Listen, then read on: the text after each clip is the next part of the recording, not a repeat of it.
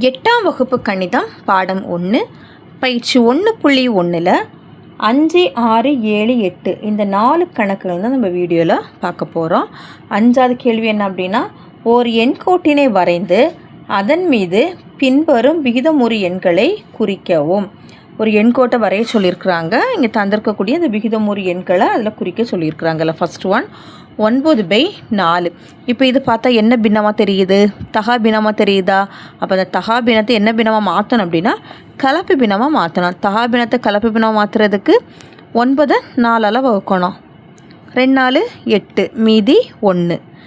இப்போ இதை கலப்பு பின்னமாக நம்ம எப்படி எழுதணும்? முழு எண், அதாவது ஈவு, இதாக தான் இங்கே முழு எண்ணாக்கா போடுறோம். அடுத்து மீதி 1 பை எந்த எண்ணை கொண்டு வகுத்திருக்கோம் அதை இங்கே எழுதிக்கணும். இப்போ 2 1/4.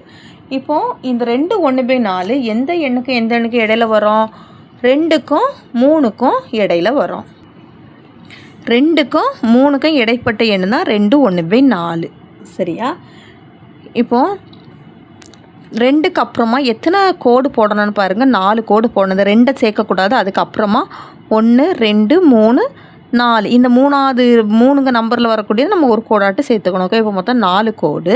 அந்த 4 கோடில் 1வது கோடு தான் நம்மளுக்கு இருக்குது. மேலே இருக்கக்கூடிய நம்பரை கணக்கில் எடுத்துக்கணும். ஓகேவா? இப்போ கீழே இருக்கிறத வச்சு நம்ம கோடு போட்டாச்சு. மேலே இருக்கிறத வச்சு நம்ம நம்பரை மார்க் பண்ணிக்கிறோம். இப்போ இதுதான் என்ன அப்படின்னா 2 1/4. அதாவது இது என்ன நம்பரு? 9/4. ஓகேவா? அடுத்து செகண்டு -8/3.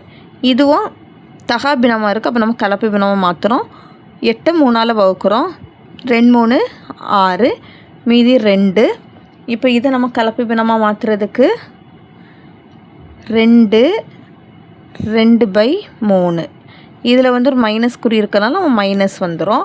இப்போ இது பார்த்திங்கன்னா இங்கே எதுக்கு இடையில வரணும்? -2க்கும் -3க்கும் இடையில தான் இந்த எண் வரும். சரி, நம்ம இப்போ எண் கோடு வரைஞ்சி நம்ம மார்க் பண்ணிடலாம்.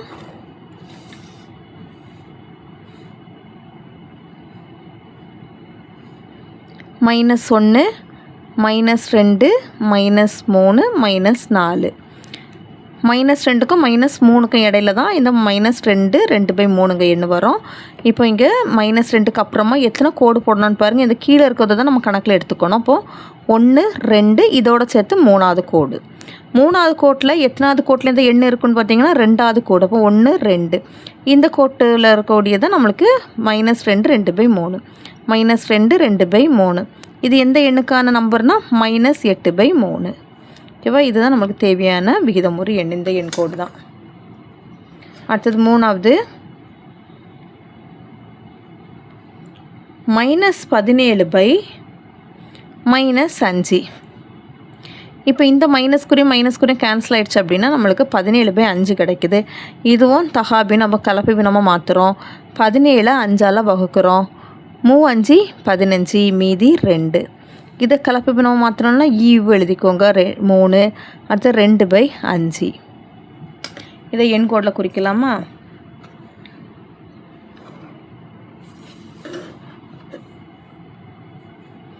இந்த எண் எந்த எண்ணுக்கும் இடையில வரும் அப்படின்னா 3க்கும் 4க்கும் இடையில வரும். ஏன்னா 3 விட ஜாஸ்தியாக இருக்கிறதுனால 0 1 2 3 4.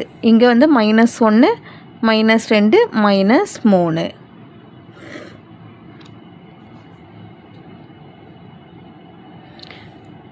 மூணுக்கும் 4க்கும் இடையில வரும். அப்போது எத்தனை கோடு நம்மளுக்கு வரும்னு பாருங்கள். கீழே எத்தனை கோடு இருக்குது? எந்த நம்பர் இருக்குது? 5 இருக்குது. அப்போ 1 2 3 4 5.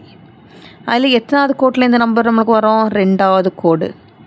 ஓகேவா? இதுதான். இதை எடுக்கக்கூடாது. இங்கே நமக்கு இங்கே 5 கோடு போட்டிருக்கிறதுல 2வது கோடு. இதுதான் என்னது? 3 2/5. இது எந்த எண்ணு? 17/5.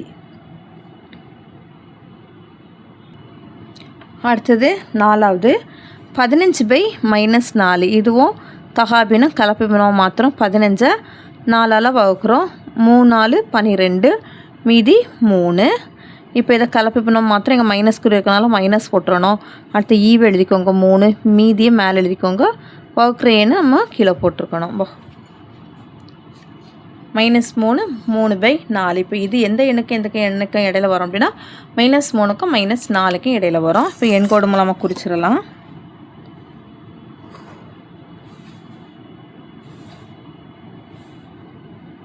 -0 -1 -2 -3 -4 -5 இங்கே +1 2 3 4.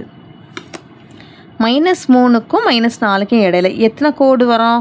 4 கோடு. எனக்கு கீழே என்ன நம்பர் இருக்குது? 4 நம்பர் இருக்கனால 4 கோடு. 1 2 3 இதோட சேர்த்து 4. அதில் எத்தனாவது கோட்டில் இந்த எண்ணு இருக்குன்னு பாருங்கள், 3வது கோடு. இப்போ 1 2 3. இதுதான் நம்மளுக்கு தேவையான எண்ணு. -3 3/4. இது என்ன எண்ணு? 15/-4. ஓகேவா? அவ்வளோதான் 5வது கணக்கு. அடுத்தது 6வது கணக்கு பார்த்திங்கன்னா, பின்வரும் விகிதமுறு எண்களின் தசம வடிவத்தை எழுதவும். தந்திருக்கக்கூடிய விகிதமுறு எண்ணை தசம வடிவமாக எழுதணும். ஓகேவா? இப்போ தந்திருக்கக்கூடிய விகிதமுறு எண்ணை எந்த வடிவத்தில் எழுத சொல்லியிருக்காங்கன்னா தசம வடிவத்தில் எழுத சொல்லியிருக்காங்க. தசம வடிவம் என்னது? புள்ளி வச்ச எண்ணை நம்மளுக்கு கண்டுபிடிக்க சொல்லியிருக்காங்க. இப்போ இதை வகுத்துடலாமா? 1 11ஆல் வகுக்கணும். 1 11ஆல் வகுக்க முடியுமா? வகுக்க முடியாது. அப்போ புள்ளி வச்சு 0 போடுறோம். மறுபடியும் வகுக்க முடியுமான்னு பாருங்கள், வகுக்க முடியாது. அப்போ இங்கே மேலே ஒரு 0 போட்டுட்டு இங்கே ஒரு 0 போடணும். இப்போ எத்தனை முறை வரும்? 9 முறை வரும். 9 11 99. மீதி 1. மறுபடியும் அதே சேம் ப்ராசஸ் தான். இங்கே வந்து 0 போடுறோம். 0 போட்டால் வகுக்க முடியாது. அதனால என்ன பண்ணுறோம்? இங்கே ஒரு 0 போட்டுட்டு அடுத்தது இங்கே ஒரு 0 போடுறோம். இனி 9 வரும். இங்கே 99. அடுத்தது மீதி 1. ஓகே, இந்த மாதிரி நம்மளுக்கு திரும்ப திரும்ப திரும்ப போயிட்டே இருக்கும். அப்போ நம்ம இதை 1/11 இதை எப்படி எழுதிடலாம்? 0.0909 எக்ஸெட்ரா. ஓகேவா? இப்படி நம்மளுக்கு இந்த எண்ணு போயிட்டே இருக்கும்னு அர்த்தம். அடுத்தது செகண்ட் சம். 13/4. இதுவும் வந்து தகாப்பின்னா நம்ம இதை தசம எண்ணாட்டு மாற்ற போகிறோம். 13 4ஆல் வகுக்கிறோம். 3 4 12. மீதி 1. 1 வகுக்க முடியுமா? வகுக்க முடியாது. அப்போ புள்ளி வச்சு இங்கே 0 போடுறோம். இனி 2 4 8. மீதி 2. இனி ஒரு 0 போட்டோம் அப்படின்னா 5 4 20. மீதி 0. அப்போ இதனுடைய ஆன்சர் பார்த்திங்கன்னா 3.25. அடுத்தது 3வது -18/7. இதையும் வகுக்கிறோம். 18 7ஆல் வகுக்கிறோம். 2 7 14. மீதி 4. இன்னும் வகுக்க முடியுமா? முடியாது. அப்போ புள்ளி வச்சு இங்கே 0 போடுறோம். 7 35. மீதி 5. இனி 0 போடுறோம். 7 7 49. மீதி 1. இனி வகுக்க முடியாது. அப்போ 0 போட்டோன்னா 7 7. அடுத்தது 3 மீதி வரும். 0 போட்டோம் அப்படின்னா 4 7 28. அடுத்தது 2. இந்த மாதிரி நம்மளுக்கு அது போயிட்டே இருக்கும். இப்போ -18/7 -2.5714. ஓகேவா?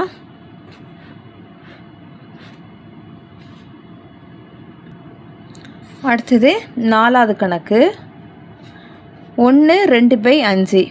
இது என்ன பின்னம்? கலப்பு பின்னம். அப்போ தகாபினமாக மாற்றணும். தகாபினம் மாற்றுறதுக்கு 1 5 பெருக்கிறோம். 1 5 5.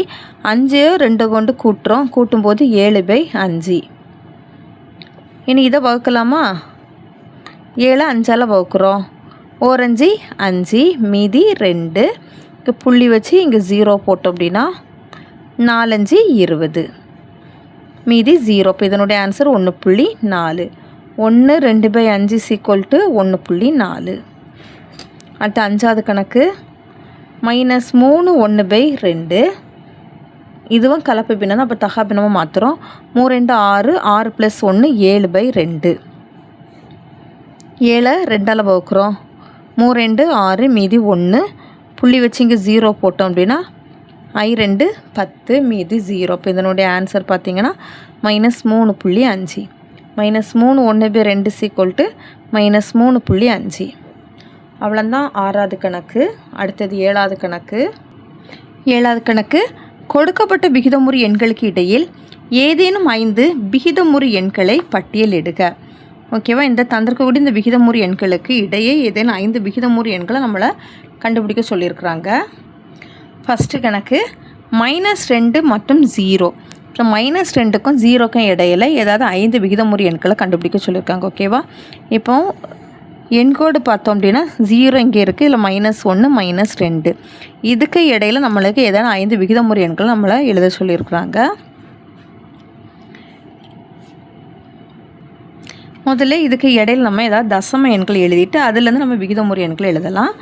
இப்போ 0க்கும் -2க்கும் இடையில் தசம எண்கள் நம்ம எழுதலாமா? 5 தசம எண்களை நம்ம ஃபஸ்ட்டு எழுதணும் அப்படின்னா 0.4 -0.4 -0.5, அடுத்தது -0.6, அதுக்கப்புறமா -1.5 -1.7. இப்படி நம்ம தசம எண்களை எழுதிட்டு இதுக்கப்புறம் நம்ம விகிதமுறு எண்களை எழுதலாம். இதில் வந்து ஒரு தசமம் தான் தள்ளி இருக்கிறதுனால நம்ம இதை 10/10 போட்டுடலாமா? அப்போது இதை ஒரு தசமத்தை நம்ம நீக்கிக்கிட்டு 10/10 போட்டுறோம். அப்போது -4/10, அடுத்தது -5/10 -6/10.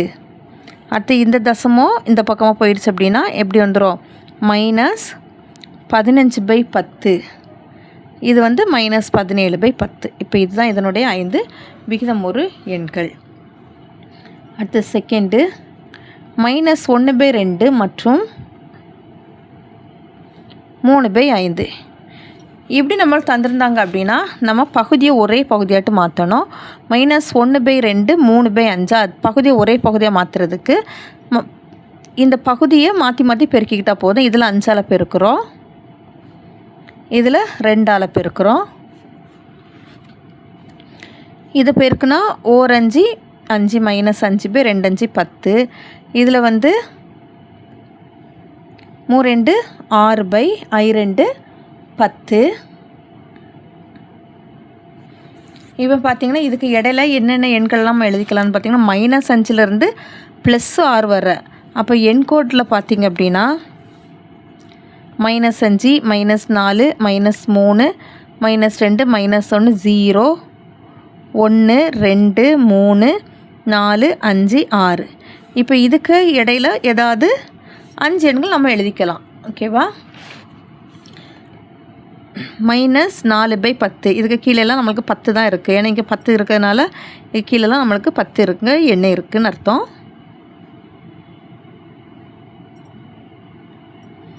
-4/10 -4/10 -3/10 -2/10 -1/10, அடுத்தது +1/10. இந்த 5 எண்கள் எழுதிக்கலாம். உங்களுக்கு விருப்பப்பட்டு ஏதாவது 5 இதுக்கும் இடையில் ஏதாவது 5 விகிதமுறு எண்கள் உங்களுக்கு விருப்பப்பட்ட எண்களை எழுதிக்கலாம். அடுத்தது 3வது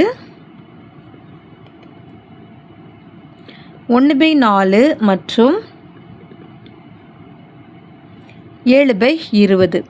இப்போ இதிலே நம்ம பகுதியை ஒரே பகுதியை மாற்றிட்டோம்னா நம்ம ஈஸியாக அந்த எண்களை கண்டுபிடிச்சிடலாம்.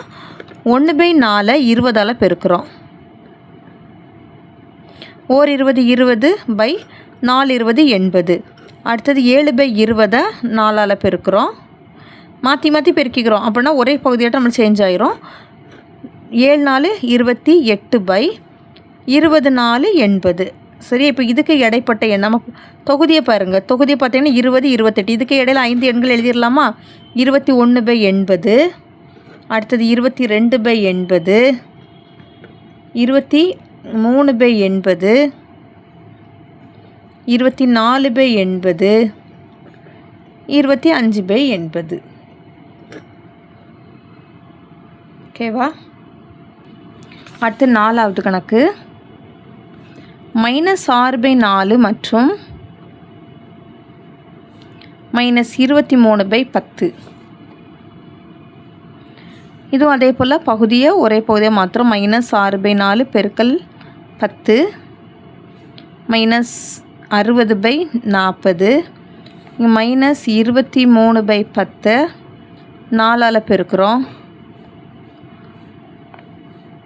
12க்கு 2 மீதி 1, 8 9, -92/40. -60 -92, இதுக்கு இடைப்பட்ட ஏதாவது 5 விகிதமுறு எண்களை நம்ம எழுதிக்கலாம். -61/40, -62/40, -63/40, -64/40, -65/40. ஓகேவா? அவ்வளோதான் 7வது கணக்கு. அடுத்து 8வது. சராசரிகள் முறையை பயன்படுத்தி 14/5 மற்றும் 16/3 ஆகியவற்றுக்கு இடையே 2 விகிதமுறு எண்களை எழுதவும். சராசரி முறையை பயன்படுத்த சொல்லியிருக்கிறாங்க. சரியா? 14/5 மற்றும் 16/3 இந்த 2 எண்களையும் பயன்படுத்தி 2 விகிதமுறு எண்களை கண்டுபிடிக்க சொல்லியிருக்காங்க. என்ன மெத்தடை பயன்படுத்தி அப்படின்னா சராசரிகள் முறையை பயன்படுத்தி. ஓகேவா? சராசரி முறையை கண்டுபிடிக்கணும் ஒரு ஃபார்முலா இருக்குது. என்ன அப்படின்னா A மற்றும் Bயின் சராசரி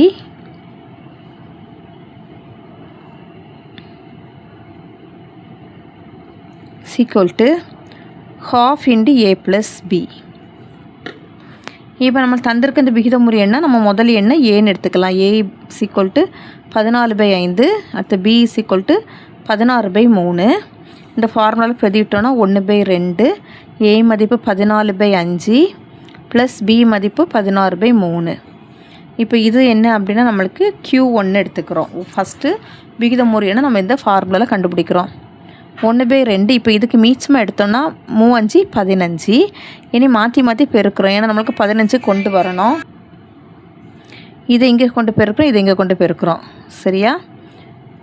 இப்போ இதை 14ஐயும் 3ஐயும் பெருக்கணும் அப்படின்னா 12க்கு 2 மீதி 1, 1 3 3, 3 + 1 4, ப்ளஸ் இதையும் பெருக்கிறோம். 30க்கு 0 மீதி 3, 1 5 5, 5 + 3 80. 1/2. இதை கூட்டணும் அப்படின்னா 122/15. இனி இதையும் அடி கொடுங்க. 2 2, 6 2 12, 2 2, அப்போ 61/15. இது வந்து முதல் விகிதமுறு எண். Q1 = 61/15. அடுத்தது Q2 கண்டுபிடிக்கிறோம். இதுக்கு எப்படி ஃபார்முலா எழுதிக்கலாம்னா 1/2 A + Q1 எழுதிக்கலாம். இல்லைனா Q1 + Bன்னு எழுதிக்கலாம். ஓகேவா? எந்த எண்ணுனாலும் நம்ம பயன்படுத்தி எழுதிக்கலாம். 1/2. இப்போ நம்ம A வந்து கேள்வியிலே இருக்கோம் 14/5. இப்போ Q1 வந்து நம்ம இப்போ ஆன்சர் கண்டுபிடிச்சோமா? என்ன கண்டுபிடிச்சோம்? 61/15. 1/2. இப்போ இதுக்கு மீச்சமாக பார்த்தீங்கன்னா 15 எடுத்துக்கலாமா? இப்படி நம்மளுக்கு ரெண்டுமே வகுக்கிற மாதிரி இருந்துச்சு அப்படின்னா 5ம் 15 ரெண்டுமே அந்த 5ஆம் வாய்ப்பாடில் வரக்கூடிய நம்பர் தான் 15. அப்படி இருந்துச்சுன்னா நம்ம 15 தூக்கி எழுதிடலாம். அப்போ இதில் வந்து எதால் பெருக்கினா 15ஆக மாறிடும்? 3ஆல் பெருக்கினா 15ஆக மாறிடும். இது 14ஐயும் 3ஐயும் பெருக்கணும் அப்படின்னா 42 + 61. 1/2 42ஐயும் 61ஐயும் கூட்டணும் அப்படின்னா 3 103/15. இனி 1ஐயும் 103ஐயும் பெருக்கணும் அப்படின்னா 103/2 15 பெருக்குன்னா 30. இது வந்து Q2. இப்போ நம்ம 2 விகிதமுறு எண்ணை நம்ம கண்டுபிடிச்சிட்டோம். சரியா? therefore 2 விகிதமுறு எண்கள்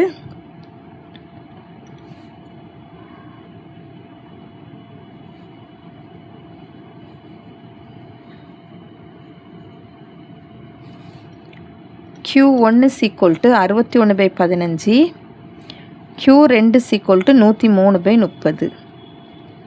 அவ்வளோதான் இந்த வீடியோ. தேங்க்யூ.